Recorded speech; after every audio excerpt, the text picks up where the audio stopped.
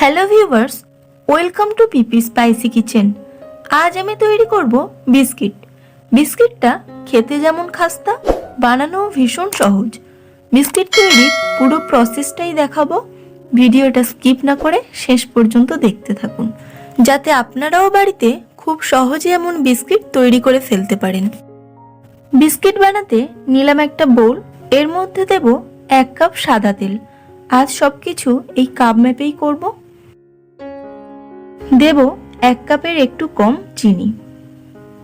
এবার এই তেল আর চিনিটাকে ভালো করে মিক্স করে নেব।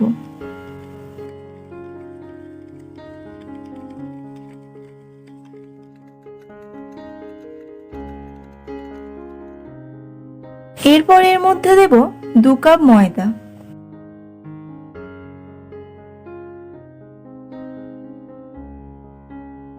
দেব half tablespoon baking powder, দেব স্বাদ মতো লবণ আর দিয়ে দেব কিছুটা জোয়ান। বিস্কিটের প্রত্যেকটা বাইটে এরকম জোয়ান গালে পড়লে খেতে কিন্তু দারুণ লাগে।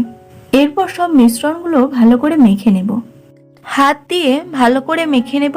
ডোটা কিন্তু শক্তও হবে না, নরমও হবে না, এরকম মিডিয়াম টাইপের হবে। আর ডোটা সফট হলেও একটু একটু ফাটল থাকবে কিন্তু। আর এই মিশ্রণটার মধ্যে একদমই জল দেওয়া যাবে না। মাখাটা কিন্তু এরকম টাইপের হবে। এবার অল্প অল্প নিয়ে বিস্কিটের শেপ দিয়ে নেব।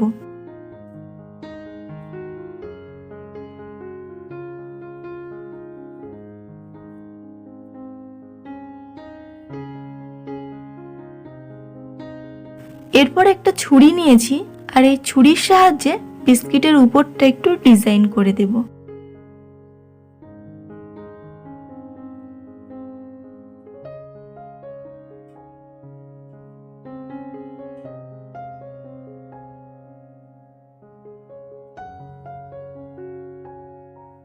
তো এরকম ভাবে সব বিস্কিটগুলো বানিয়ে নেব। একটা থালাতে একটু তেল মাখিয়ে নিয়েছি, আর তার উপর 1 চামচ ময়দা দিয়ে ভালো করে এরকম ঘুরিয়ে নিলাম, যাতে করে বিস্কিটগুলো না পুড়ে যায়। আর এর ফলে বিস্কিটের নিচে কিন্তু একটা খুব সুন্দর কালার আসে। এরকম ভাবে বিস্কিটগুলোকে থালায় সাজিয়ে দেব। আপনারা একটু বেশি বিস্কিট বানাতে চাইলে উপকরণগুলোকেও বাড়িয়ে দেবেন। তো এরকম ভাবে সব বিস্কিটগুলো বানিয়ে নিলাম আমি।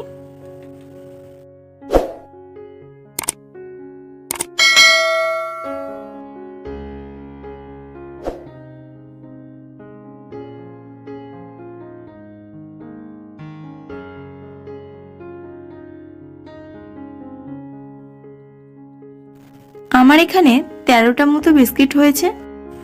এরপর একটা কড়াইতে খানিকটা বালি দিয়ে তার মধ্যে এরকম একটা স্ট্যান্ড বসিয়ে দেব, আর এই স্ট্যান্ডের উপরে বিস্কিটের থালাটা বসিয়ে দেব। এরপর উপর থেকে একটা ঢাকনা দিয়ে দেব। এখানে আমি 20 থেকে 30 মিনিট একদম হাই ফ্লেমে জাল দিয়েছি। থালাটা যেহেতু গরম, তাই একটু সাবধানে নামিয়ে নেব।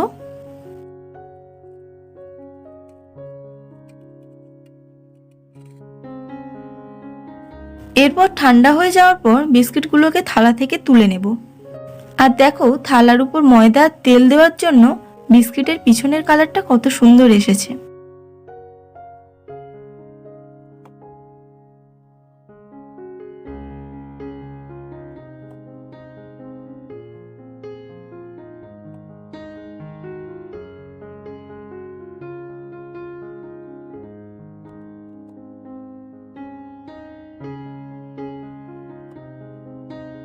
তো আপনাদের সবার কেমন লাগলো আমার এই বিস্কিট তৈরির রেসিপিটি কমেন্ট করে অবশ্যই জানাবেন।